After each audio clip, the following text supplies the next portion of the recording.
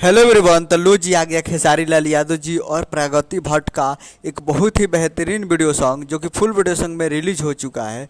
और इस गाने को लिखे हैं अभिषेक भोजपुरिया जी और इसमें म्यूजिक दिए हैं मनु सिन्हा जी।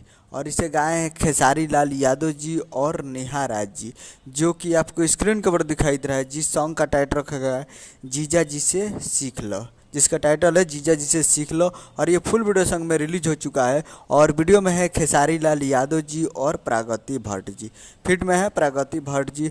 तो आज वीडियो सॉन्ग रिलीजिंग ऑन 19 जून को सुबह 6 AM पे फुल वीडियो सॉन्ग को रिलीज़ किया गया है।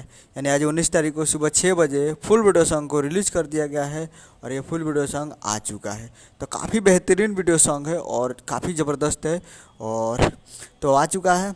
तो आप लोग अभी तक इसे नहीं देखे हैं तो आप लोग जाइए और जाकर danger music Bhojpuri YouTube channel पे फुल वीडियो सॉन्ग जाकर देख सकते हैं। Danger music present Bhojpuri YouTube channel पे जाइए और जाकर देखिए। उम्मीद कर रहा हूँ कि वीडियो अच्छा लगा तो चैनल को सब्सक्राइब, बेल आइकन प्रेस करें। मिलते हैं अगले वीडियो में, तब तक के लिए जय हिंद, जय भोजपुरी।